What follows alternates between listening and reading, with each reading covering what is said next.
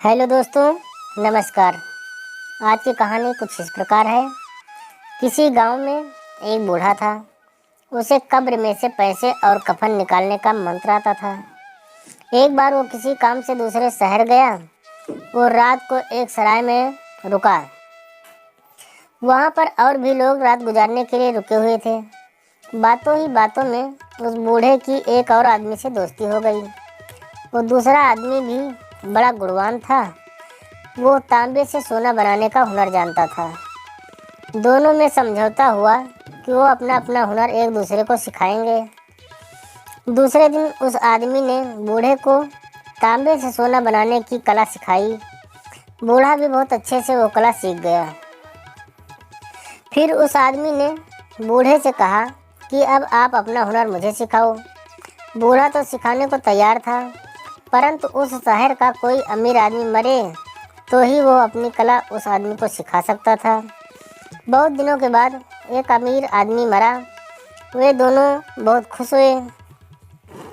बूढ़े ने बाजार से थोड़ा सा मांस खरीदा और उसके 3 टुकड़े किए। शाम को वे दोनों कब्र के पास गए। बूढ़े ने मंत्र पढ़ा, मांस का एक टुकड़ा जमीन पर रखा और उसने मंत्र जोर जोर से पढ़ा ताकि वो आदमी भी सुन सके और याद कर सके। फिर बूढ़े ने दूसरा मंत्र पढ़ा और मांस का दूसरा टुकड़ा कब्र के पास रखा। कब्र में से मुर्दा निकलकर खड़ा हो गया। मुर्दे ने अपने हाथों से वे पैसे जो लोगों ने उसे दफनाते समय कब्र में रखे थे और अपना कफन उस बूढ़े की ओर फेंक दिए। सारा सामान समेटकर बूढ़े ने तीसरा मंत्र पढ़ा और मांस का एक और टुकड़ा कब्र के पास रखा। मुर्दा फिर कब्र में लेट गया और कब्र बंद हो गई। दोनों साथी वापस सराय में लौट आए। सुबह उठकर दोनों अपने अपने घर को चल दिए। घर पहुंचकर उस आदमी ने सोचा कि काश कोई अमीर आदमी मरे और मैं स्वयं भी उसकी कब्र से पैसे और कफन निकालने के हुनर को आजमा कर देखूं। काफ़ी समय बीत जाने के उपरांत शहर में एक सेठ मर गया। सेठ बहुत अमीर था। उस आदमी ने विचार किया कि अब अपनी कला आजमाना चाहिए। वो मन ही मन बहुत प्रसन्न हुआ। उसने भी 3 टुकड़े मांस के लिए और कब्रिस्तान पहुंच गया। कब्र के पास उसने पहला मंत्र पढ़ा और मांस का एक टुकड़ा कब्र के पास रखा। दूसरा मंत्र पढ़ा और मांस का दूसरा टुकड़ा कब्र के पास रखा। देखते ही देखते कब्र में से मुर्दा निकल कर खड़ा हो गया। उसने अपने कफन और पैसे उस आदमी की ओर फेंक दिए। अब वो आदमी तीसरा मंत्र पढ़ने लगा, पर यह क्या, वो मंत्र बीच में ही भूल गया। उसने अपने दिमाग पर बहुत ज़्यादा जोर डाला, परंतु उसे मंत्र याद नहीं आया। वो बहुत डर गया। भयभीत होकर वहाँ से भागने लगा, परंतु यह क्या, वो मुर्दा भी उसके पीछे पीछे आने लगा।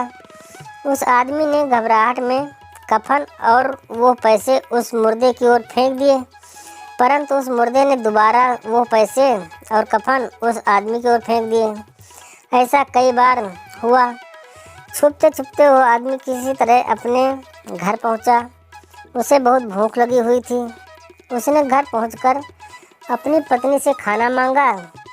हड़बड़ाहट में जल्दी जल्दी खाना खाकर हाथ धोने और कुल्ला करने बाहर निकला तो क्या देखता है, वो मुर्दा चलते चलते उसके घर आ गया है। उस आदमी ने जल्दी जल्दी अपनी घरवाली को सारी कहानी सुनाई और कहा कि अब मैं घर पर नहीं रह सकता। ये मुर्दा मुझे घर पर रहने नहीं देगा। मैं जंगल में चला जाता हूँ। तुम रोटी पानी मुझे वहीं पर दे जाना। वो आदमी जंगल में चला गया। वहाँ पर उसने अपना डेरा जमा लिया। मुर्दा भी उसके साथ ही रहने लगा। उसकी पत्नी रोज़ उसे खाना पानी दे जाती, परंतु वो अब बहुत परेशान और डरा उदास रहने लगा। एक दिन उसकी पत्नी ने उसे मशवरा दिया कि अपने गुरु के पास जाओ और उस मुर्दे को दोबारा कब्र में भेजने का उपाय पूछो। पत्नी की बात मानकर वो एक दिन अपने गुरु के गांव गया। वो उनके घर रात को गया, क्योंकि वो मुर्दा भी उनके साथ साथ चल रहा था। छुपते छुपते जब उसने गुरु का घर ढूंढ लिया तो बाहर से ही अपने गुरु को पुकारने लगा। उसकी आवाज़ें सुनकर भीतर से एक महिला बाहर आई और उसने उस आदमी से पूछा कि आप कौन हो। उस आदमी ने सारी कहानी उस महिला को सुना दी। उस महिला को रोना आ गया। उसने बड़े दुखी होकर कहा कि उसके गुरु को मरे 3 दिन हो गए हैं। ये सुनते ही वो आदमी और भी चिंतित और परेशान हो गया। उसने गुरु की कब्र के बारे में जानकारी ली और सोचा चलो गुरु को प्रणाम ही कराता हूँ। उस महिला ने उसे कब्र का पता बताया। उस आदमी ने रात जंगल में बिताई। बड़ी मुश्किल से एक मरे पंछी का मांस मिला। उसके 3 टुकड़े किए। दूसरे दिन रात ढलते ही वो कब्र की ओर चल पड़ा। उसने मंत्र पढ़ा और एक टुकड़ा मांस उस कब्र के पास रखा। उसने दूसरा मंत्र पढ़ा और मांस का दूसरा टुकड़ा कब्र की ओर फेंका। कब्र में से मुर्दा निकलकर खड़ा हो गया। उसने कब्र में से सारे पैसे और कफन उस आदमी की ओर फेंक दिए। शिष्य बोला, गुरु जी प्रणाम, आप मेरे गुरु हो। मुझे आपके पैसे और कफन नहीं चाहिए, मुझे आपका आशीर्वाद चाहिए। उसने गुरु को नमस्कार करते हुए वो पैसे और कफन गुरु की ओर फेंके और कहा कि गुरु जी, मुर्दे को दोबारा कब्र में भेजने वाला तीसरा मंत्र मैं भूल गया हूँ, कृपा करके मुझे सिखाओ। गुरु का मुर्दा कुछ न बोला। उसने पैसे और कफन दोबारा उस आदमी की ओर फेंक दिया और चुपचाप कब्र के पास खड़ा रहा। अब कभी वो आदमी पैसे और कफन मुर्दे की ओर फेंके और कभी मुर्दा उस आदमी की तरफ। अब शिष्य और भी घबरा गया। वो डर के मारे अपने घर की ओर चल पड़ा। जब उसने पीछे मुड़कर देखा तो एक के बजाय 2 मुर्दे उसके पीछे चल रहे थे। शिष्य फिर पीछे मुड़ा और दोनों हाथ जोड़कर विनती करते हुए कहने लगा, हे गुरु महाराज, मुझ पर कृपा करो। मुझे तीसरा मंत्र भूल गया हूँ। मुर्दे को वापस कब्र में कैसे भेजा जाए? कृपा करके मुझे तीसरा मंत्र बताओ। परंतु गुरु का मुर्दा मुँह से कुछ भी नहीं बोला और अपने शिष्य के पीछे पीछे चल पड़ा। अब चेला बहुत ज़्यादा घबरा गया। वो ये सोचकर कि पहले तो एक मुर्दा था, अब तो 2 हो गए हैं। रातों रात वो जंगल में उस जगह पहुंचा जहां वो रहता था। वो वहां जाकर सिर पर हाथ रखकर बैठ गया। वो डर के मारे कांप रहा था। इसी तरह डर से उसकी मृत्यु हो गई।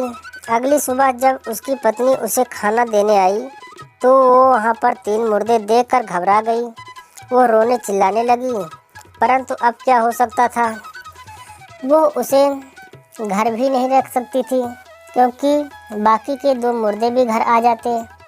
उसने जंगल में ही एक बहुत बड़ी कब्र बनाई और उन तीनों को उस एक ही कब्र में दफना दिया। इस प्रकार उसने चैन की सांस ली। दोस्तों, ये कहानी यहीं पर समाप्त होती है। अगली कहानी बहुत जल्द ही लेकर आऊँगा। तब तक के लिए नमस्कार।